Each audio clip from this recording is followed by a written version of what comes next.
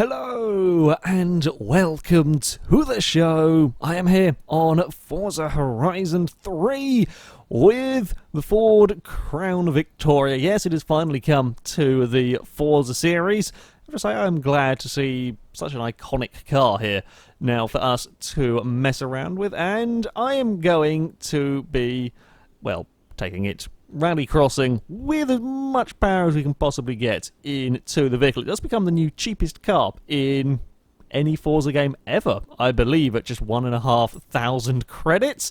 So you can have plenty of these if you so wish. Now, this vehicle here is going to get a bit of an upgrade in terms of engine, because we're going to put in the 5.8 litre V8. I believe this is the Shelby GT 500 engine. So, yeah, quite a nice lot of power going on in this one. It does come with a supercharger, I believe, with the twin turbos. We will get even more power out of it, so that's what we're going to go for. And as per the rules of the series, the car is going to remain rear-wheel drive. Now, as much as I would like to have the bull bars on the front, we are going to want the downforce, anything that can give us some grip. We are going to want. However, we will have the emergency lights on the vehicle because, well, they're an option, so why not? It's going to be a long time to find a livery that wasn't a police car. I wanted to go for something different, hence why I've got an ambulance, kind of like a paramedics vehicle going on it. Still kind of works for having lights on it of sorts. Anyway, right.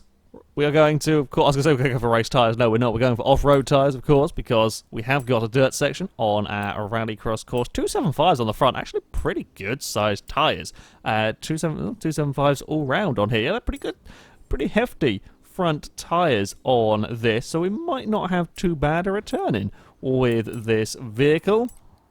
We shall go through and add all of these bits and pieces on here.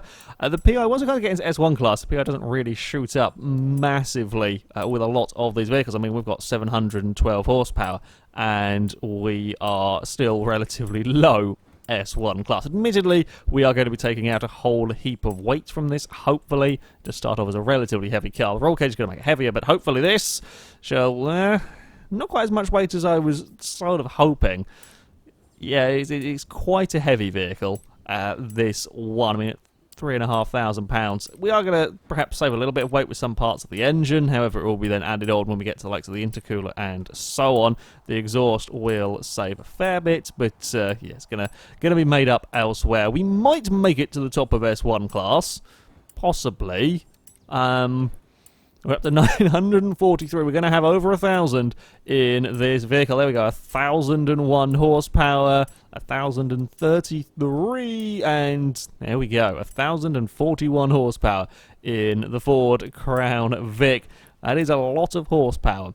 An awful lot of horsepower in this vehicle. No, it's not the most that we have seen. However, still, over 1,000 is not to complain about. That will be our vehicle ready to go. It's not into S2 class. Ooh, the car might be cheap. The build, probably one of the most expensive ones I've actually had. 118,000 credits for all of this. But, yeah, we're going to want it all. Of course, to be testing out the Crown Vic, we have come to the North Plains Scramble Circuit, where I will be getting 6 laps to go as, well, fast as possible. Challenging the BRZ might be quite difficult, but we shall have to wait and see. It's 1 minute 1 was a good time around here. We might, and indeed it does seem like we have got a bit more control in this Ford. Unlike the previous 3 vehicles that have been, well, complete and utter monsters, this is actually a little bit happier around this circuit. It is not quite as crazy, I say that and then we get very, very sideways. It's certainly not quite as eager to be going sideways everywhere in the same manner that certainly the Holden was, and indeed the BRZ was. And we jump through the river, get a little bit of a bounce around on the landing, and try and put some power down. Come on, car. Some power onto the road would be quite nice. Everything kind of happens in quite slow motion in this. Even with all of this power, everything is still happening in relatively slow motion here as we jump towards the start-finish line. This car is really very, very nicely planted across these bumps. There are really no issues whatsoever going on in the Ford. That is very nice indeed, that extra weight, although I do not have the grip through the first corner. We're going to run all sorts of completely wrong lines through there. Okay, so the extra weight is probably helping us in terms of stability across these jumps. However, it is not helping us in terms of handling. Handling, not particularly fantastic in this car. I'm still trying to put some power down through there. It is not quite working. Lots of sideways once more. I don't think we've quite got the acceleration of the, I say some of the other cars, but all the other cars in fact, that have gone in this series. I think we are struggling to quite accelerate, even with me trying to be as careful as I possibly can. It does not feel like it's quite getting going as quickly as I would perhaps expect it to, although it is so nice having a car that can go over there and land properly, and then we fire ourselves down towards the first corner. Look at how smoothly it does all of it. It is lovely. And then the back end lets go a little bit, although we can now hopefully straight line that chicane neatly. We have indeed. Get on the brakes nice and late up here. Try and get it through the hairpin, and then don't spin the wheels the whole way down the road here. That's not too bad. Certainly, of the cars that have gone so far in this series, this one is the easiest of the lot, I think, to drive. I don't think it's going to be the fastest. I don't think we're going to beat the Subaru, but it is remarkably easy, in fact, to drive such a powerful vehicle. There is absolutely no problems around this circuit, but I'm not sure we're massively fast. I think all of that weight is holding it back. I was kind of surprised by the weight of the vehicle. I guess this is the police version, so there's probably all sorts of extra stuff on the car that are increasing its weight. We're a couple of tenths down on the Holden. We're also 160 miles an hour on the way into this first few corners, and it's absolutely controlled in doing that as well, which I think is perhaps the most impressive thing about it. First vehicle to have had no issues on the bumps down towards that first corner. It is whether we can find a couple of tenths of a second to go quicker than the Holden. It's Ford versus Holden, but a very, very peculiar vehicle is being used for the Ford versus Holden. Yeah, Crown Vic versus Sandman. I'm not sure that's a normal rivalry, but there we go. Got a little bit closer to the bushes, trying to... I think we're not quite jumping as far as some of the other vehicles have into the river there. I'm still trying to be as neat and tidy as I can. It is remarkably easy in this car to be neat and tidy. It just doesn't feel fast at all. In fact, it does not feel fast whatsoever around this course. It is. That's a much better lap into the 102s. Oh, and for the first time we have had an issue on the landing of that jump. Yeah, it just really, really does not feel like a particularly quick vehicle to drive. And I say that I'm doing 120 miles an hour on a relatively short straight up towards a hairpin. However, yeah, it just doesn't have the...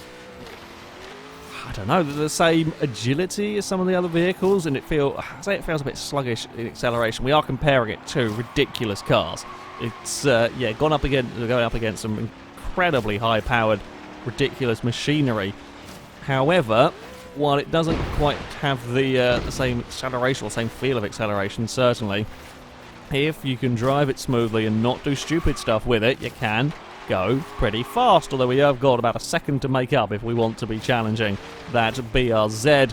I'm not sure where we're going to be able to quite find a second around this course. I shall go for it, but that might be asking a little bit too much of the Ford. We're again up towards that 160 mile an hour mark, but no problem again, slowing it down for turn one. Try and straight line through the chicane. Again, neatly does it through there, up onto the brakes for the hairpin, and then we struggle out of here. Try and put that power down.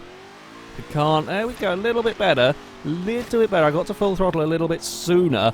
You don't want to be wasting time spinning the wheels, and again, you've got to be patient around this long corner. That one, it's just a little kick of oversteer from the Crown Vic as we now transition on to the dirt. Take out the bushes on the inside, straightening it up for the jump. Yeah, really nicely controlled on these landings. Now we can chuck it in through here a little bit, although we've overrun the corner ever so slightly. We kind of need a better line out of there if we are going to be going any faster. You kind of need to straight line your way out of that section. We can once again jump towards the finish line, no problem, but we didn't go faster. Yeah, little mistake coming out of the dirt section cost me on that final lap. Until then, I was going relatively well. Yeah, Crown Vic, nice and easy to drive. Nice and easy to drive quickly around this second, surprisingly quickly indeed, although it does feel heavy and at times a little bit sluggish. It doesn't really matter if the lap time is there at the end of the day. The 102.7 will put the Ford up into second place. It goes quicker than the Beach Buggy. It goes quicker than the Holden Sandman. It's almost a second faster than the Holden. However, it is a second down on the Subaru BRZ. Perhaps not too surprising on that one. Still a pretty good showing from the Ford. It is now time, though, to find out just how quick it will go in a straight line. Now, to run this vehicle up to its likely quite damn ridiculous top speed, we are going to be using the motorway. Interesting selection of vehicles just driving around at the moment, but there we go.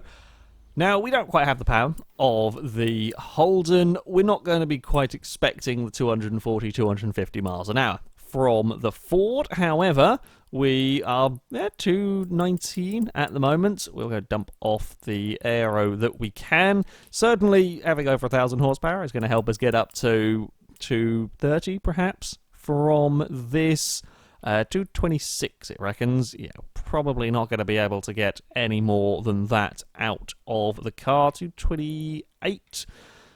Okay, maybe we can possibly crack 230 with a nice little bit of a downhill at some point on the run. Maybe we could get that sort of speed. This will also be a good test of the car's, well, high-speed stability for a couple of slightly nasty turns to begin the run, and of course, we have the fun of the traffic. You never know what you're going to be facing on this run, but that is half the fun, really. Going down here, having to work your way through the traffic. Quite a lot of it, actually, at that first corner, so had to be a little bit on the careful side. Much easier through this next part. Already up to 180 miles an hour as we now run downhill towards the 200 mile an hour mark, and we have passed it in the Crown Vic. Now, there is a lot of traffic going on up here, which are going to stick to the left-hand side. I mean, we've got the lights going on top, but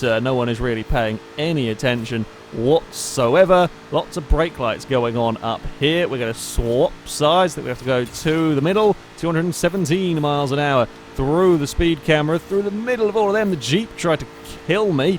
Couldn't quite do it, though. Up to 221. We definitely weren't in the limiter. No, 6th gear is not a good gear to be going for. We've actually lost some speed in all of that, brushed along the side of a Transit.